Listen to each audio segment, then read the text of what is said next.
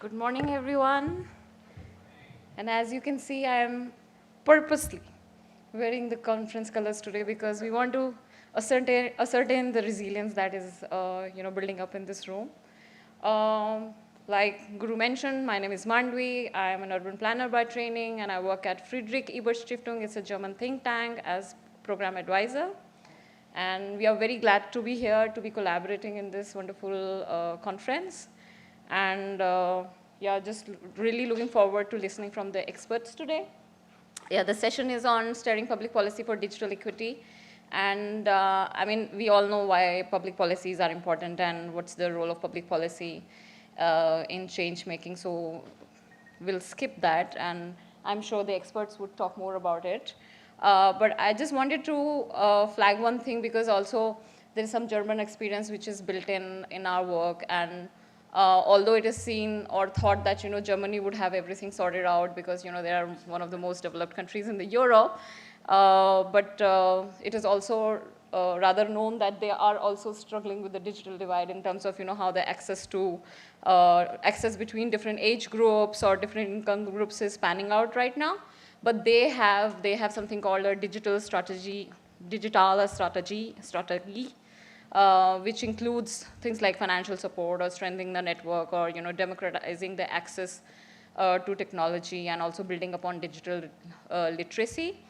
One of the things, I mean, if it's off topic, but if I may just take 2 minutes to explain it, and we were talking about within our group yesterday, in terms of integrated mobility which is present in the city of Dresden, and my colleagues come from the city of Dresden, and they mentioned that of course there are these integrated models of mobility. So you have the integration of e-scooters with the tram system, with the bus system, with the train system, and the cab system, everything.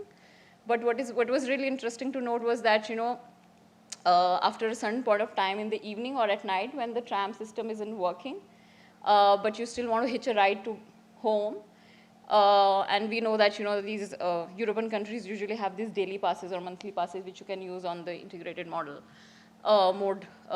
So that ticket is also usable to hail a cab, like a city cab, and go to your place. So the city system is already thinking of the potential gap that could come up in providing a service, and is also thinking about how to plug that gap so that the public is not inconvenienced at any given point of time.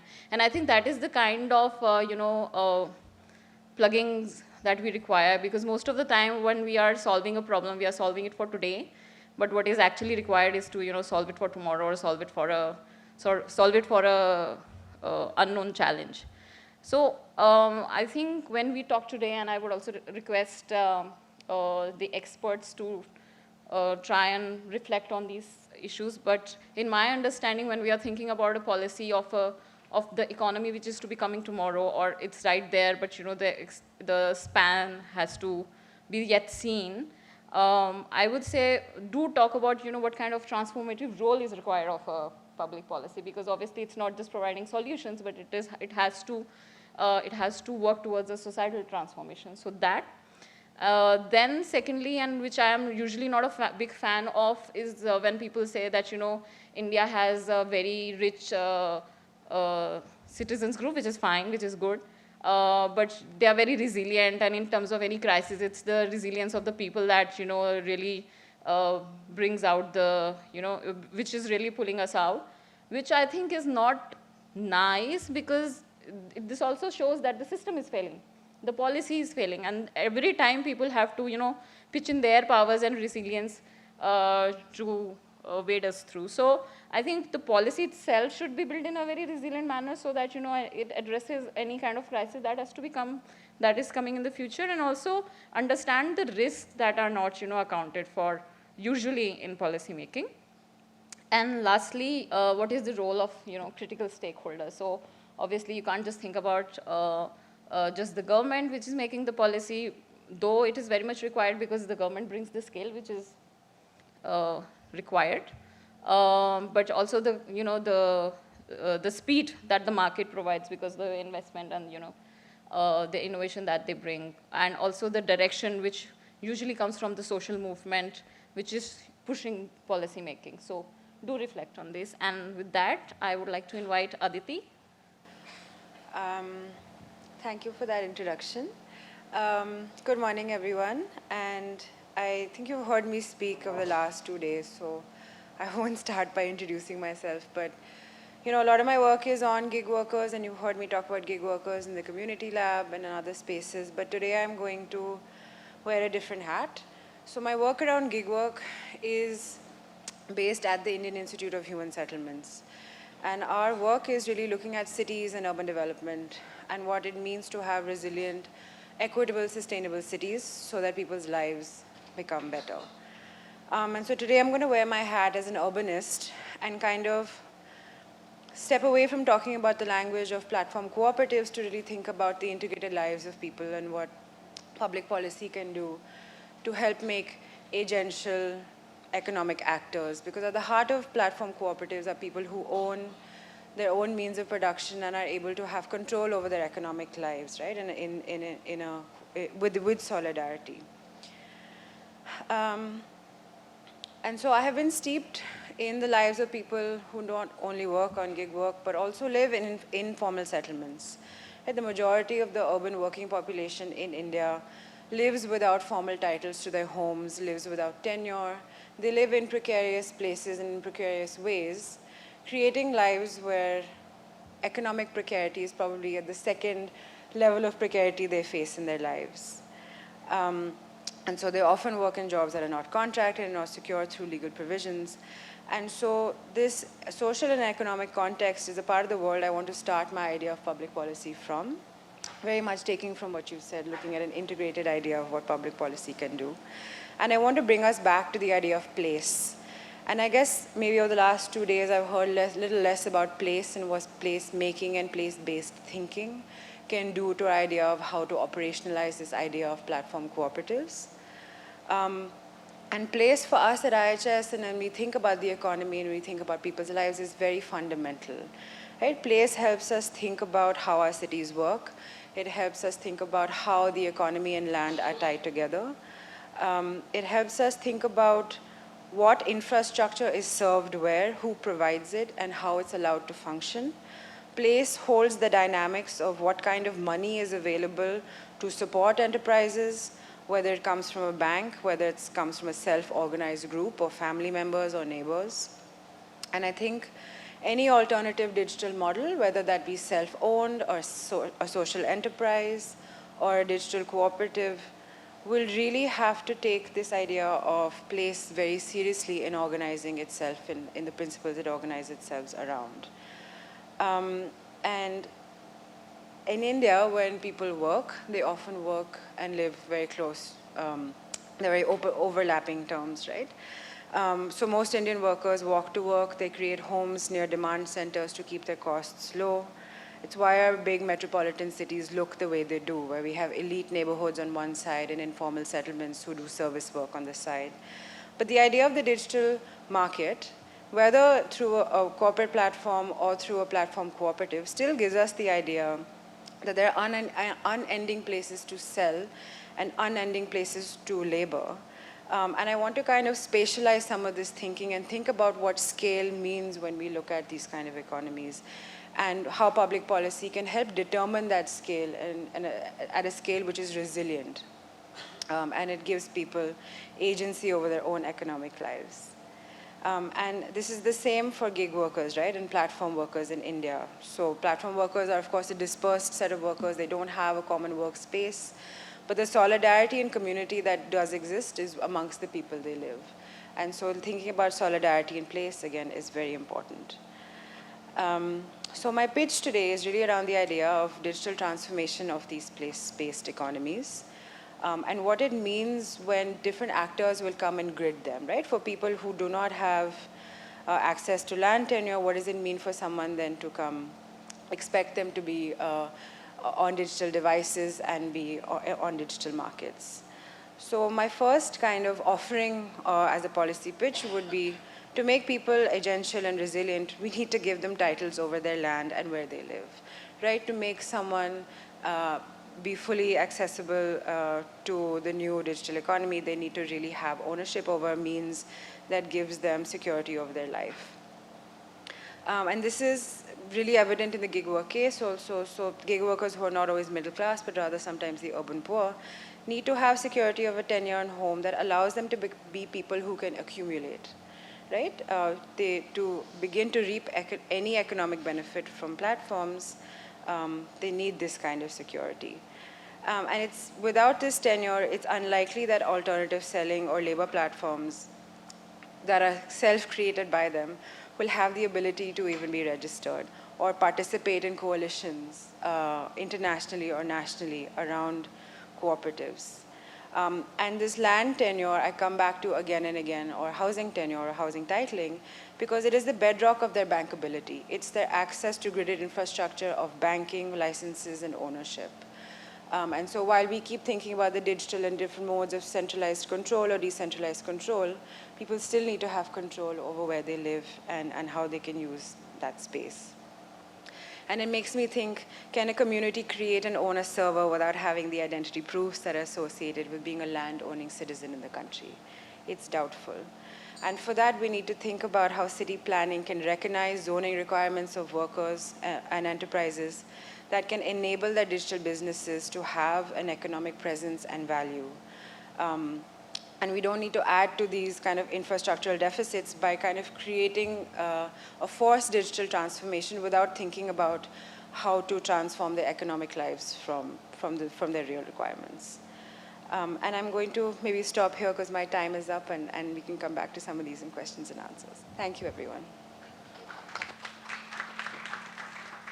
Yeah, good morning, everybody. Respected organizers, dear speakers and delegates, ladies and gentlemen. Myself, Dr. C. Narayanaswamy, representing IFFCO India. I am working as State Marketing at IFFCO Bengaluru. Today, I am going to interrelate how that cooperative principles, digital equity play important role in growth of IFFCO. Dear friends, IFFCO is in service to the farmers from last 57 years. It has initiated by 57 cooperatives with a share capital of only just 6 lakh rupees during 1967. And from last 55 years, it is serving to the farmers, farmed by the farmers, serving to the farmers through cooperatives of India. Today, IFFCO has connected with 36,000 cooperatives. They are all digitally connected to IFFCO and working to the farmers to the extent of 10 crore farmers very digitally connected to IFFCO. Today, IFFCO is having a share capital of 650 crores, 36,000 cooperatives have been members, very well digitally connected and doing the service to the farmers through these cooperatives. Today, we are the #1 cooperative in the world serving to the farmers through agriculture inputs requirement of the country. More than 35% of the India's fertilizer requirement will be met through this farmers cooperative, that is by IFFCO. And today, this is how IFFCO has grown, and today IFFCO is doing business to the tune of 60,000 crores through these 36,000 cooperatives, and IFFCO is very well established in India as well as globally. Totally, it is working in more than 12 countries, and whatever the requirement for the Indian farmers, we are resourcing from those 12 countries and giving rightly service to the farmers of our country. This is all happened because of our managing director and dynamic and visionary leader, Dr. Uday Shankar Awasthi, and his committed team, always thinking towards the digitalization, adopting cooperative principle rightly basis, and growing further with the service to the farmers of our country through these cooperatives. Today, IFFCO has digitally very well equipped and developed more than 24 giant ventures. Already, we are not only serving to the farmers through input supply, but also we are already entered into insurance sector. We are serving to the rural farmers through insurance, and we are also entered into rural telephony. That service, what we are extending to the farmers through this rural, by collaborating with Airtel, and Today, in order to bridge a gap between urban people, what they are enjoying with the e-commerce platform, today we have started with IFFCO e-Bazaar e-commerce platform that farmers, by sitting in home, they can avail whatever the fertilizer, input, seeds, implements, whatever requirement is there, they can get through this online platform that is called e-commerce, that is very well connected across the India in all the states through their pin codes. It is through artificial intelligence integrated phase. And also, IFFCO has given lot of importance for the power movement. How best we can serve to the power movement in the cooperatives. Already we have started with carded for the livelihood of the farm movement. IFFDC, Indian Farm Forestry Development Cooperative Development Trust, Kisan Seva Trust. This trust is always working towards the needy farmers during the exigency situation, like calamities, etc., different kind of worst situations. Like that, IFFCO has started so many joint ventures, always to serve to the farming community through Indian very well connected cooperative network. Today, digital platforms always a crucial role in transforming the rural cooperatives by providing them tools and technologies to enhance the efficiency, transparency, and connectivity. Digital platforms can be empowered through access the information, market linkage, financial inclusion, data analytics, supply chain management, and finally, precision agriculture.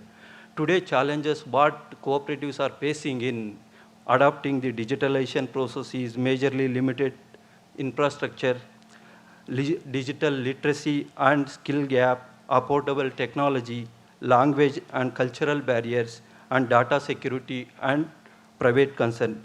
Here, most important thing I would like to highlight based on my personal experience is most of these employed people in rural cooperative societies are unskilled or semi-skilled people. There is a lot of gap in capacity building that has to be taken care.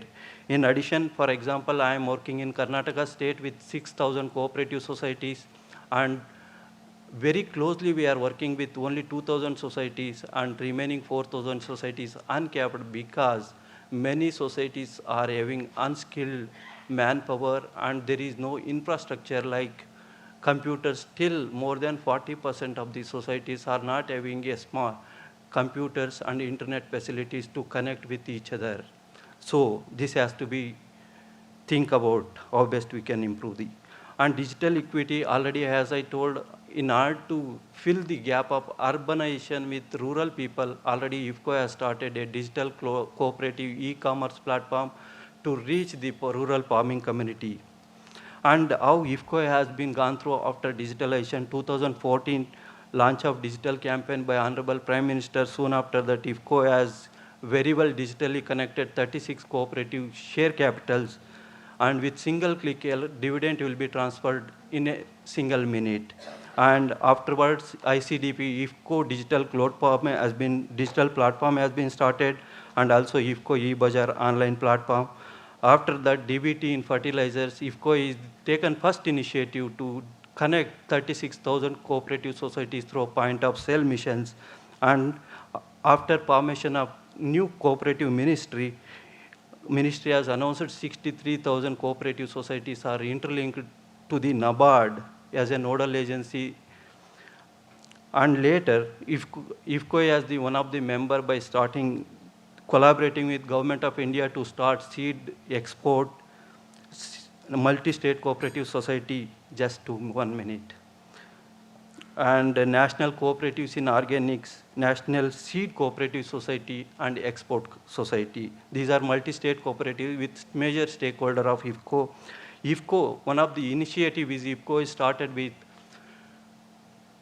drone technology, nanotechnology, and AI, all these integrated to give a better service to the farming community. Already 2,500 unemployed youth have been trained to promote drone operation in the rural agriculture. In that, more than 600 are farm women.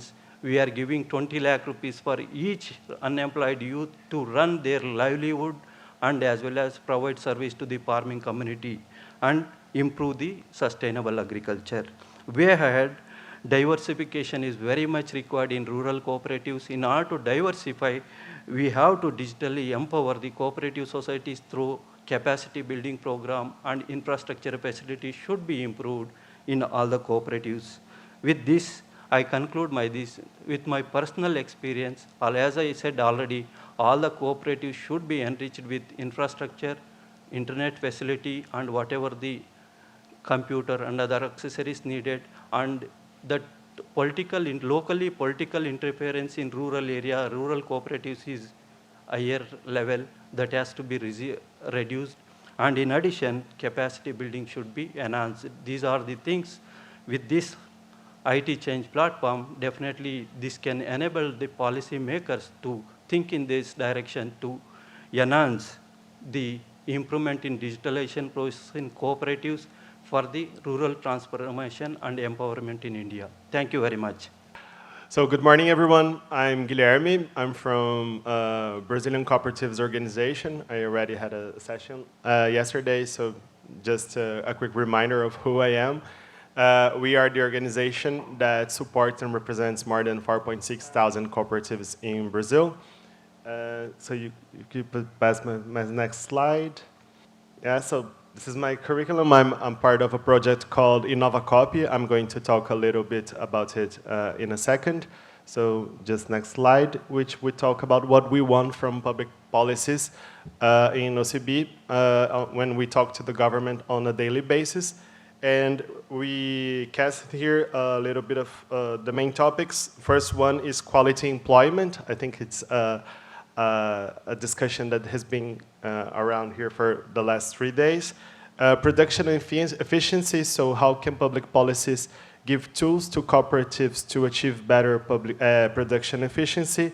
Fair living wages, I think it's the main problem, the main issue that we have been talking about here.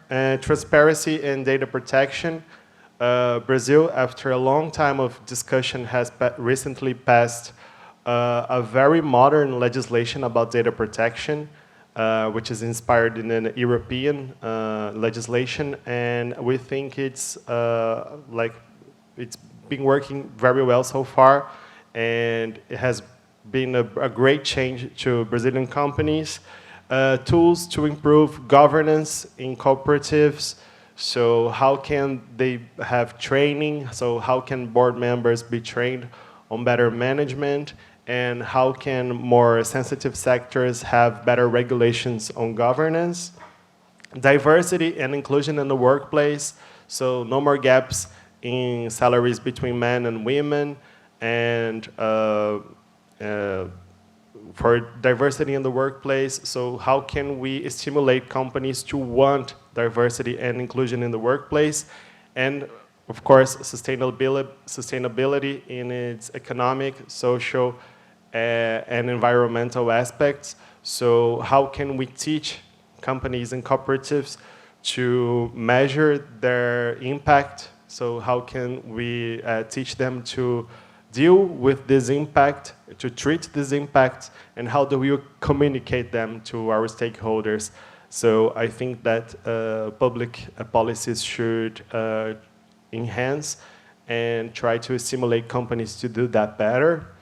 And when we talk about governance, can we talk about the next slide? When we talk about governance, we have had some advances in Brazil for quite a while now. We have recently, the government allowed the cooperatives to do their assemblies online, which for us, it may look simple, but for us, just a huge advance. They only allowed that during the pandemic because of social distances.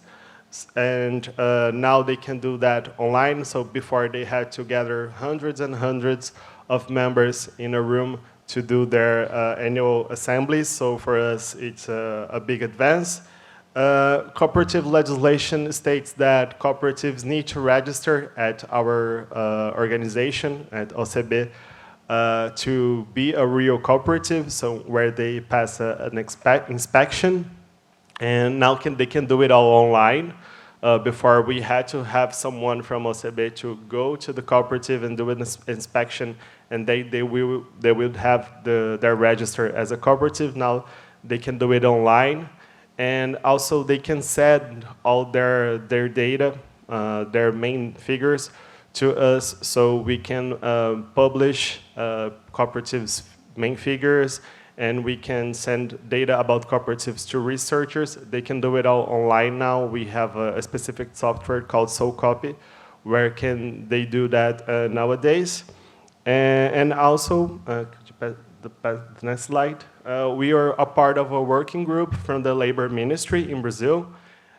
So the government recently started this working group with different actors, with different unions, with different workers' associations, to discuss about the app workers' conditions. In Brazil, we call them app workers, because since the economic crisis, we have, in 2016, we have thousands and thousands of people working for delivery apps, doing freelance, or driving for transportation apps.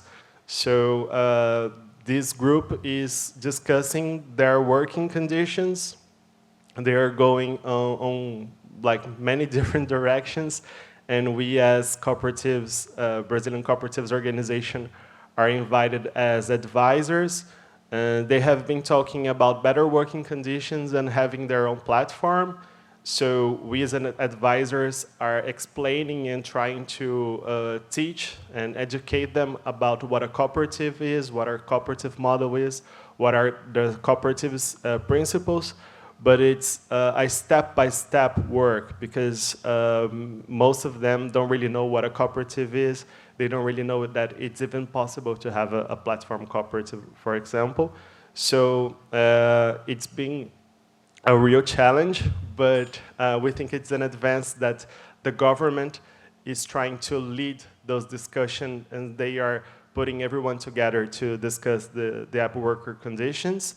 And just to remind you about my talk yesterday, the next slide, please. I talked about the main challenges that we are facing when we talk about a more tech-based economy in our country. Number one is educating people and training about them. And number two is competition for the traditional apps from big techs. Number three is digital transformation for cooperative movement. Number four is access to funding. And number five is how do we make entrepreneurs more interested in being members of cooperatives or even platform cooperatives. So these are the main challenges. And the next slide is a project that I am a part of. And what we have been doing is investing a lot in training for members of cooperatives and or people interested. Unfortunately, it's only in Portuguese, but we publish news, case studies, ebooks, and we have also on-demand online courses about agile methods and design thinking and innovation. So we try to provide online training to cooperatives on a daily basis in our project, and it's been so far a very satisfying project to be on. So that's my main topics for now. Thank you so much. Good morning, one and all. Thank you very much again to the organizers, the PCC, IT for Change, and of course, thanks to the support by KDISC and FES and the European Union for making it possible for us to be here. This is indeed my second conference, the PCC conference. I was there in Rio last year, and I must confess it's always a learning experience with the multitude of stakeholders involved and the ideas being fleshed out in these days. So thank you once again for the opportunity. I'm here to, of course, talk a bit about my organization and the work we do, not so much about what all stakeholders should be doing, but rather a bit about what we are doing in our small little ways in terms of steering public policy, especially so in the digital equity. I guess, Ranjita, you'll help me move the slides. Thank you. So, of course, I'm also joined, by the way, on this panel, hopefully by design, by my colleague from the ICA Global Office as well. So I'll skip most parts from the global perspectives, which I'm sure Santosh will be here to fill in. But just to give you a broad perspective of the context from which I come from, we are the International Cooperative Alliance, which has been around for a good 127 years now, from 1895. We, of course, are a voice of the cooperative movement, and as far as structures are concerned, we are structured in 4 regional offices. So I here represent the Asia and Pacific Regional Office, which is based in New Delhi. We also have our offices in Brussels, in Kenya, and San Jose. But largely, of course, we represent about 306 member organizations, and this could be cooperative apexes, academic organizations, even government organizations, which are friends of the cooperative movement or representing the cooperative movement in many ways.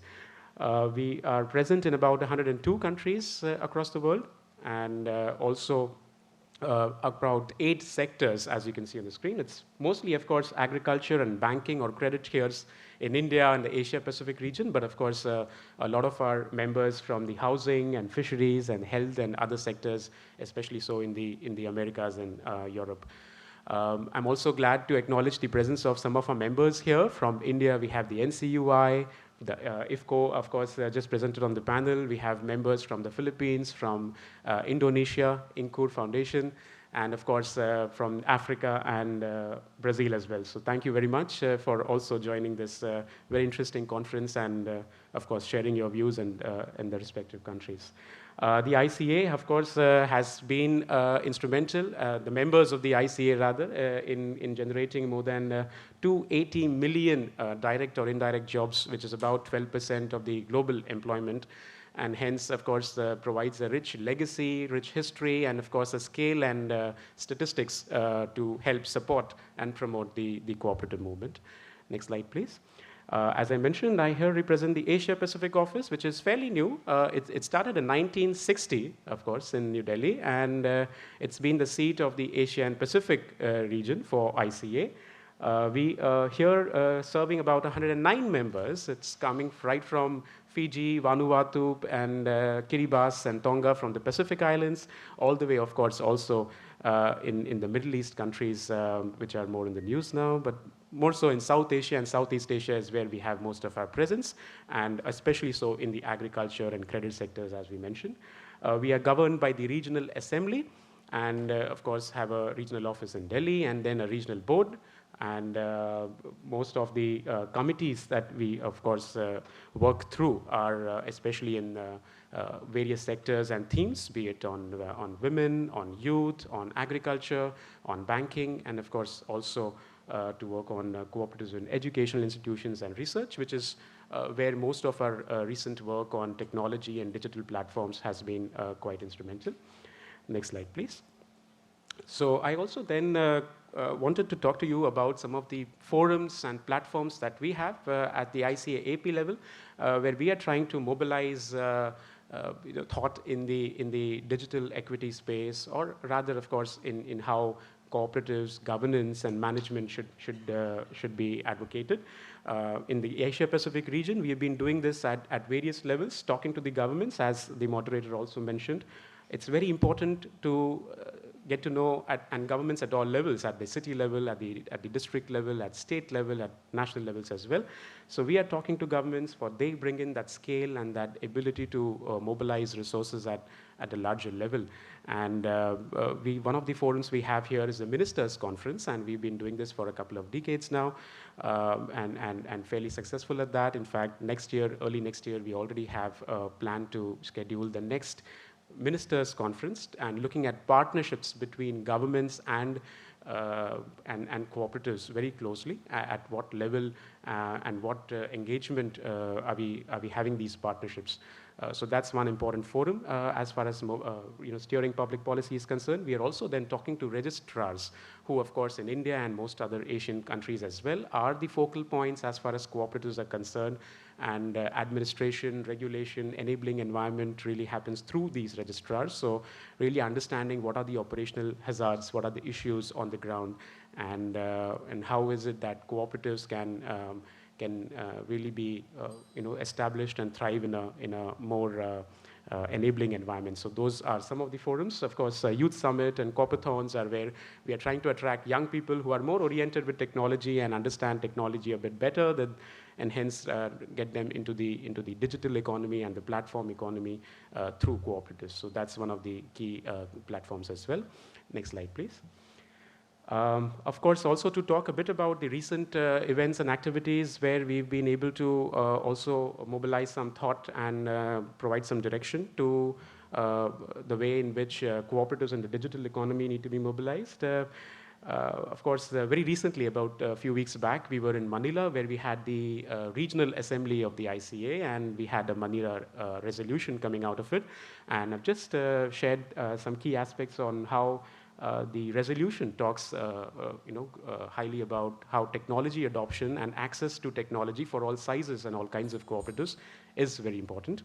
I'll quickly move to the next slide. Also, very recently, of course, India was hosting the G20, and the ICA AP and its members were very closely working with the governments to see how could cooperatives be represented there. And in the next slide, you'll also see, especially so in trade and financial inclusion, which I remember my colleague, Mr. Balu Iyer, also mentioned about in his opening remarks earlier.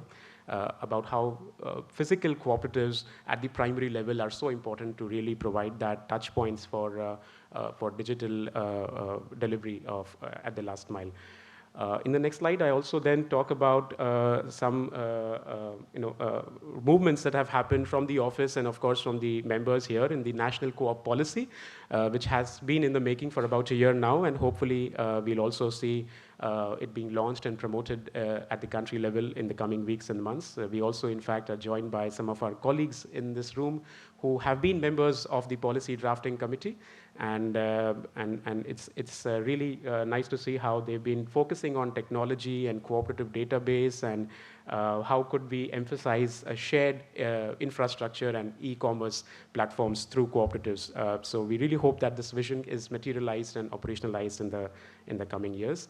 And in my last slide, and I just talk about thanks again to the seminal paper from Professor Scholes and team. We are also very much interested in seeing how can cooperatives, especially at the municipal level, at the city level, work through mobilizing or steering the right kind of policy environment. And hence, inspired by the paper, of course, we've been also associating with academic institutes and organizations, and now, in fact, piloting a project in Chennai.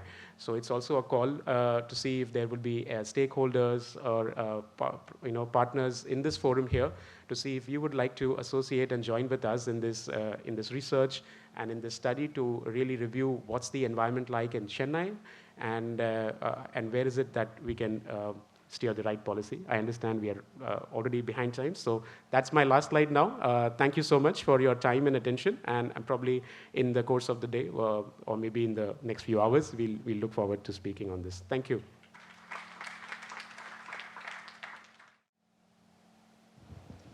Great. Good morning, everybody. Thank you. I'm Sabina Dewan. I'm the President and Executive Director of the JustJobs Network. We're a policy think tank, a research think tank that provides evidence-based solutions to govern policies, regulations, schemes for labor markets. So I wanted to just take a quick step back and talk a little bit about the, before getting to the kinds of policy instruments we have at our disposal, I think there's also an important stock taking of the current environment in which we're operating, and particularly I'm speaking about India, although some of what I'm going to say can probably be applied to other countries as well. And the main point that I want to start with is the idea that the space for policy in a country like India and other countries in the global south, the space for policy and the ability for policy to actually be effective is very, very constrained. And I think this is really important when we're thinking about the instruments that we have at our disposal. Nobody likes to hear the negative aspects, but this is true. So let me give you some reasons why it's so constrained. So first is, I think this moment in time is a really critical moment in time because many of the challenges that we're confronting and the confluence of the challenges that we're confronting, whether it's climate change, energy transition, technology, advancement and transitions, all of these are acting in labor markets, acting on labor markets in ways that are completely unprecedented. And so policy is now having to keep up, and we know that government institutions move at a pace that is much slower than the current pace of transformation. And we don't have the kinds of precedents that we need to inform the current environment that we live in. And so that makes it very challenging because what we need is new mechanisms that don't, and very little to go on from the past. The second thing is the sheer size and diversity, and I talked a little bit about this yesterday. So, you know, there's tremendous demographic pressure in India. There's approximately 360 million people between the ages of 15 to 29. That segment alone is higher than the population of every other industrialized country in the world. When you have that kind of demographic pressure, and if I'm a policymaker, my immediate reaction is to adopt whatever I can to keep the public peace, right? Job creation is a long and arduous task. So in the interim, what do? I say, okay, if gig work, regardless of whether it's a suboptimal solution, if gig work is providing opportunities for income generation for my youth, I'm going to go for it. I'm not going to focus on the harder question of how do I create more and enough jobs for my youth populations. You know, if the quantity, the creation of income generation opportunities by far overtakes the concerns about quality because I'm under this tremendous demographic pressure. In addition to that, we've got large and very high levels of informality, and informality is not just informal workers, which means workers are, you know, in India we've got 92% of workers are in informal employment, 70% roughly if we look at non-agriculture informal employment, right? And these are people that are beyond the purview of regulations.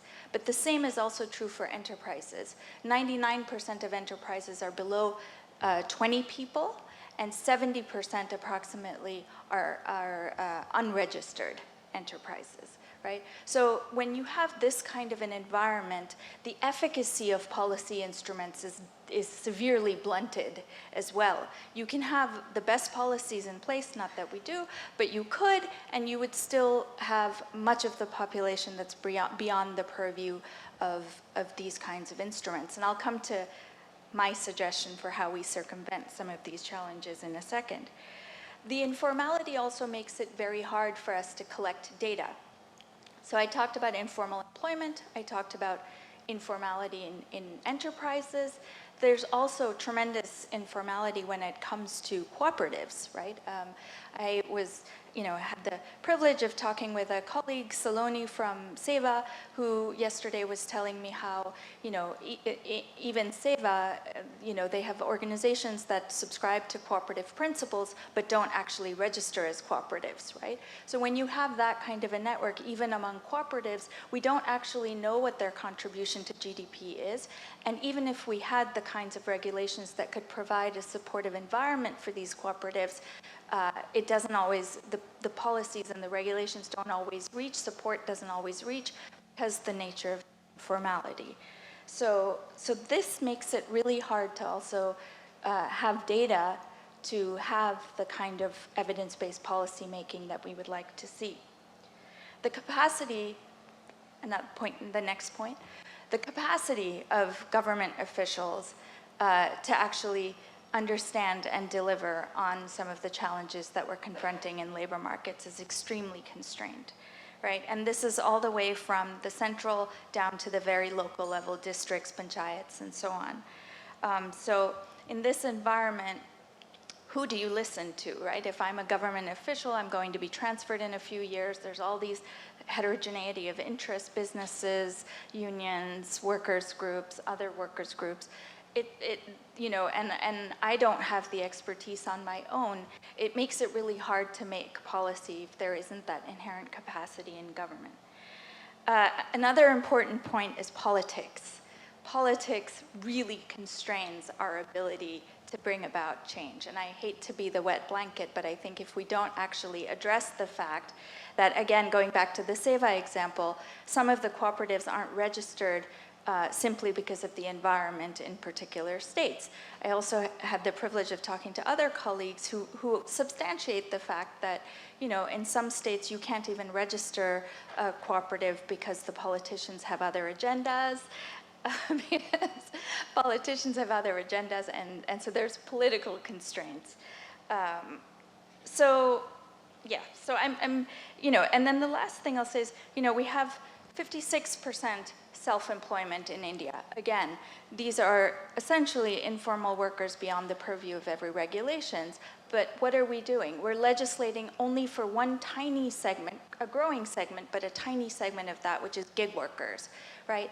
And what that kind of fragmentation in policy does is lead to inefficiencies in the system, right? We subscribe to sectoral social welfare boards, funds that can provide social security to workers, not all workers, but just specific segments of workers. And the evidence from India suggests that most workers fall beyond the purview of these, not just because they're informal, but even when you have these kind of welfare board models that are supposed to reach these segments of informal workers, they're not successful, right, for a variety of reasons. So what do we do about this? And then I'm done. What do we do about this? So I think one of the things that's super important, and I think this conference is really important toward that, is that we need to obviously build coalitions so that more of us are pulling in the same direction. But the direction that we're pulling in also needs to be a universal, ask for universal welfare and universal social security benefits, right? Because if we keep fragmenting and segmenting, we're building in inefficiencies and people are going to fall through the cracks. Dare I say this, we want to go beyond a welfare board for gig workers. We want to have universal social security for workers in the unorganized sector, which is a majority of the population in this country. That's just one illustration. We need to, so we need to go toward universalization, but this universalization needs to be have decentralized implementation, right? And those two things are last sentence. Those two things are not, they're not at odds with each other. You can have universal policy agendas without this kind of fragmentation, but then have local economic development and local implementation of these. Thank you. Sahakaran and Namaskaram, everyone. That I think is a loose translation of cooperative greetings in Malayalam, which we learned as kids in India is a palindrome. First, ladies and gentlemen, let me remember Professor Tirunavakara Paranjyothi, who was an approachable, kind, and extremely knowledgeable teacher of cooperatives in India, and who, after a long career in cooperative institutional education system in India, served the Agricultural Staff Training College in Trivandrum until he breathed his last in 2020. Next, please allow me to convey the warmest cooperative greetings from the President of the ICA, Dr. Ariel Guarco, and my colleagues of the ICA system spread across more than 15 countries in the world. Dear organizers, partners, and supporters of this conference and participants, kudos. I haven't been to a conference that was this vibrant, this vinous, and this valuable in a long time. I guess one can trust Trevor and Anita and their teams to deliver splendid things when it matters the most. Friends, the mantle that you see on the left side of the screen is a photograph of the Rochdale pioneers when they had grown up. Remember that these men of Rochdale, supported by the women of their lives, read a book called Rainbow over Rochdale for the story of the birth of the cooperative by Kieko Miyake for reference. These men were young when they pioneered the invention of the modern cooperative enterprise form by penning down the most accepted practices and rules of the game. On the right is the winning entry of the 2012 United Nations International Year of Cooperatives poster competition by a Valencian cooperative called Collage No. It shows more color, more chaos, and at the same time more coordination towards a clean and straight economy which is built by people. Next slide, please. This slide shows you the evolution of the cooperative principles over the last 150 years, from practices developed at a grocery store in Manchester to one of the first instances of NGO-made international law. Next slide. More often than not, ideas as such cannot enjoy legal protection. Are you familiar with the phrase, "it is just an idea"? Well, let's correct that, for the very idea and practice of organizing shared interests into cooperatives was inscribed in the representative list of UNESCO's intangible cultural heritage in 2016 at the request of the German government and German cooperators, and is now safeguarded by the 2003 UNESCO Convention of the same name. The test for any element to qualify as intangible cultural heritage include outstanding universal value, intergenerational transmission of the idea and practice, and contribution to sustainable development. Next slide, please. So our culture of cooperation and our common identity is the sum of our experiences. Chama, a practice in East Africa, if you go to the next slide. Water users collectives in the Arab countries called Al-Aflaj, and Indonesia, Subak irrigation system, and many more such examples evidence this. Next slide. Just have a look at the number of how cooperatives are called in only a handful of countries around the world. Next slide. I'll just draw your attention to the photograph on this, in the column, in the row below and the center. There are 3 Nobel Prizes in that photograph. Of course, that's Madame Curie and her daughter Irene Curie. Madame Curie started a cooperative, or the cooperative in France, when girls were not allowed to learn sciences. Next slide. Let's go back to this thing that I mentioned, NGO-made international law. The relevance of the identity statement in international law can be found in Article 38(1) of 1B of the Statute of the International Court of Justice, which says that international custom as evidence of a general practice accepted as law can be considered by the court while adjudicating its cases as sources of law. And it's my argument that the identity statement is gradually becoming this custom, for we find this inscribed or enshrined in several legislations around the world, and I've already evidenced the UNESCO inscription as one of the arguments. Next slide. The fulcrum of my argument, next slide please, sorry. The fulcrum of my arguments for what I'm going to present is this. The 2002 International Labour Organization's Recommendation 193, which is an international labor standard, as Simil Esim mentioned yesterday, states rather clearly that cooperatives should be treated in accordance with the national law and practice, and on terms no less favorable than those accorded to other forms of enterprises and social organization. Well, is that really true? Especially in the context of platform businesses. Do platform cooperatives enjoy the same kind of treatment as joint stock companies? I don't think so. Next slide. Here, this is an extract from the 2021 United Nations Secretary General's report on cooperatives, which spells it out. It says, this equal treatment principle is not adhered to in many countries. The most frequent departures from this principle include numerous restrictions on the range of activities that cooperatives may be engaged in, and restrictions on the categories of persons eligible for membership, to which other forms of enterprises are not subjected. For example, in some countries, foreigners are not permitted to join cooperatives, which has an impact on the creation of cooperatives on digital platforms that have foreign members with specialized skills and artistic talents. Next slide. Keeping this point in mind, next slide. Yes, keeping this point in mind, the point made by the UN Secretary General in mind, let's look at some cooperatives that do use a platform for their business and that do resolve a common need for of their members, and that have a membership of legal and natural persons from outside the territorial boundaries of the countries where they're established. So you see SWIFT as one of the examples that was relevant to the research that I'm doing for the ICDE. Now read these 2 points that I just made in mind. One, the fact that equal treatment principle must be extended to co-ops, and that the successful cooperatives that have membership of foreign legal persons in connection with their ongoing efforts, and may I add, the rather unsuccessful global efforts to get enterprises to report on their sustainability practices on a platform.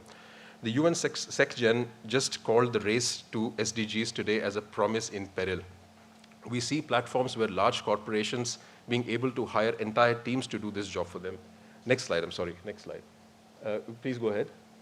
Yes, so we see a large number of platforms emerging where enterprises are required to report their impact, sustainability impact, and the fear is that large corporations who have the wherewithal to hire large teams to report will be considered sustainable in the next 10 or 15 years, and small and medium enterprises might lose this race simply because they're not able to evidence their sustainability practices.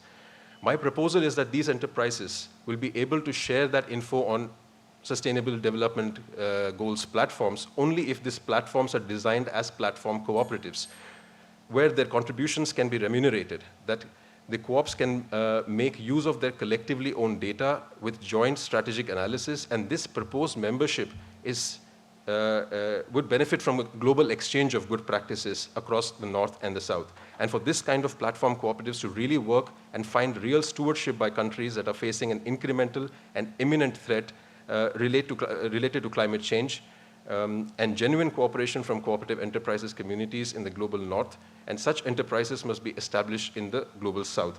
And going back to the call made by the UN section with regard to membership of cooperatives in 2021, the laws must permit membership of foreign legal persons, at least in cooperatives that are centered and created on a platform. I analyzed the laws of 25 countries of the global South, and guess what? None of them permitted the membership of foreign persons. Thank you very much. All right. Hi, I'm Udayan. I'm a PhD student from University of California, San Diego. And just to give a little bit of context of what I'm going to share is going to come from my specific project, working with a taxi union in San Diego, trying to build a taxi worker cooperative and a digital platform with them. So first, I'm going to share a little bit of a general sort of how we work in San Diego as researchers and partners with the taxi union, especially because I've been having a lot of conversations with researchers and policy folks that are thinking about making pro-worker policies. So our approach in San Diego very specifically draws from this tradition of participatory action research between communities and researchers. And so very specifically, we focus on building power with workers in place or in their workplace. So yesterday, I was part of one of the community labs where I heard a very impassioned appeal by one of the driver leaders that was here about very specifically fighting for a mileage rate for the platforms. And I could immediately relate it back to my own experience working with taxi workers in San Diego, where we were going through all these different models that are available, all these different regulations, these different things like algorithmic transparency, auditing, algorithmic fairness, and we all kept coming back to the taxi model in San Diego, where the city sets the rates, the drivers get to negotiate with the city in setting that rate, pushing them back, and they wanted to bring business back to this before focusing on any of the other fancy regulations that we're talking about. So this is the tradition I come with, and I would like to encourage people as they're thinking of working in policy to first build power with workers, build workers' voices in every process that you're working on, and then proceeding. All right, so now I'll come back to a little bit of cooperative-specific sort of policy learnings that we've drawn from our project. So just to set a backdrop of this thinking, a century ago, Rosa Luxemburg offered a warning about cooperatives, one that informs our work helping organizing the United Taxi Cooperative in San Diego. So the cooperative enterprise competing on the open market, Luxemburg observed, has to make use of all methods that enable an enterprise to stand up against its competition in the market. These methods include the same ones capitalist bosses employ, whether that be lengthening the workday, cutting wages, or outsourcing. Workers are in charge, but their actions are necessarily shaped by the law, their competitors, and consumers. If worker-owned cooperatives don't secure an exclusive market or a dominant position in one, they're at risk of either assimilating into capitalist logic or dissolution, thus not achieving their emancipatory goals. And we've seen over the years, regulation and public funding can set the stage for capitalist companies to dominate, especially when those companies influence the law or are able to evade it to their own advantage. In California, where this model was basically pioneered, Uber and Lyft have spent millions so that they do not have to compensate workers for the full cost of their time and equipment. even during a pandemic. And companies, like many labor scholars, economists have warned us, can squeeze labor and trash the environment to turn a profit, while not charging consumers the full cost. And that's what worker-owned cooperatives are competing against. A lot of platform companies have had a decade-long start of being venture capital fueled and funded. But all hope is not lost. We've seen growing communities of practice, like the platform Cooperative Consortium and the associated cooperatives, and in other places, have focused on getting public funding and regulations to show promising signs of resistance and policy innovation. A common thread that's emerging from these recent examples is the importance of policymakers and funders supporting and incentivizing worker-owned cooperatives. Many scholars argue that sustainable economic democracy requires not only democratic production, but also state policies to advantage those democratic forms. And here, I'd really like to cite this exemplary example from Quebec in Canada, where childcare is subsidized, but only through cooperatives. So only cooperatives get childcare subsidy, and if people want to go to private childcare providers, they have to pay the full cost. We need policy and philanthropic action like this to support economic democracy at work. And public authorities can play an important role by providing publicly funded and regulated platforms as infrastructure towards creating better jobs. In platform socialism, James Muldoon proposes city-scale platforms, and I think this is really the key for moving towards an equitable platform economy. City-scale platforms that are co-governed by cities and workers through democratic committees. So not just building the platform, but ensuring that democracy is built in from the start. And cities can play an even bigger role in the sustainability of these platforms, if possible, by prioritizing public service provision through them. So let's work together in bringing this future closer. A lot of worker organizations, like the one I work with, United Taxi Workers of San Diego, have already started this work. And unions, worker advocates, cooperatives can all work together towards bringing a just economy closer. Maybe if there was any unfinished thought, like Aditi, you were also proposing two more suggestions that you had. Would you like to complete that quickly, and then if anyone else wants to reflect on it? Okay. No, I think actually Sabina's presentation worked really nicely in the sense with what I was saying, because it's the same underserved, underregulated populations which don't really have public policy impacting their lives, right? So in the world of self-provisioning of infrastructure and governance in that sense, thinking about how power functions quite differently than just thinking about the cooperative agenda. And I just wanted to bring that up and really think about when we operationalize these models, we need to keep those power systems in mind also, and not think about them as things that are going to go away because we can offer digital grids or digital infrastructure to take them over. Maybe I can pass the mic down for... Yeah, India is enriched with unemployed youth increasing every year by year, and we have to capture this unemployed youth, and we have to develop a capacity building programs, and we should create an enterprise in different platforms to self-sustain and improve their livelihood by adopting this digitalization technique. This is the important thing I can suggest. Well, just to highlight that this conference has been very important for me, because the Brazilian scenario will face the challenge of platform cooperatives even more and more. So,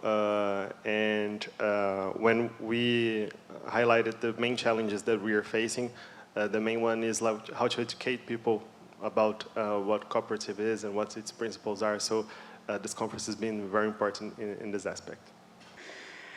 No, indeed, I second the point that steering public policy in this fairly experimental domain, if I may use this, because as far as cooperatives are concerned, the experience in India and most parts of Asia hasn't. We haven't got many pilots or many experiences to say. Of course, quite a few failures yet, but we are really looking forward to see how can public policy in this direction be transformational, and especially we really need the support from not only the movement but also the governments and as highlighted, more so at the local level, I would say. And working with municipalities is something that we are experimenting with now, and really look forward to learning from the experience in San Diego, for that matter. Yeah. Well, so did I, but I still didn't convey some of my thoughts, and I think it's important. Yes, that's the thought. That's the main issue. We see a lot of, and this is of course about sustainability practices being reported on platforms. And the problem that I identified is that even for platforms that are meant for social and solidarity economy enterprises, we don't find enterprises reporting as often as we'd like them to. And the idea is that we marry the concept of platform cooperatives to this and have this platform have the enterprises own the platform and get remunerated for the data that they're giving in. So that's the big idea that I was trying to propose, and I think I missed out that in my presentation. So thank you for this second opportunity. Yeah, maybe I'll just share like a very specific instance of like doing cooperative development with taxi drivers and like how it worked, and like maybe it'll be a reflective thing. So we were like running like a very regimented like cooperative development plan. Like we were going through like developing bylaws, so on and so forth, like building up how to run democratic practices. And during this time, there was some regulation that came into the taxi industry that increased the insurance costs of the taxi industry like to really high, like to unsustainable levels. And so one of these workshops actually got taken over and became like an organizing session for workers on how to push back on these insurance costs, because building a cooperative would have been useless if those insurance costs would have stayed in place. And so like workers took over that session and actually like organized themselves and like went to like public policy meetings and like actually pushed back and like got that insurance policy reverted. To like speak of it very broadly, there were some specifics there. But just to say that like public policy and like letting workers build their own voice into that policy making process is like really important towards like building a cooperative future or a worker-driven, worker-centered, worker-equitable future. Okay. Since we are already a little bit ahead, into the next session, I would like to just thank all the panelists for bringing in different point of views, also going, beyond the usual suggestions which go into public policy. But thank you so much for your time. Thank you so much for your patience.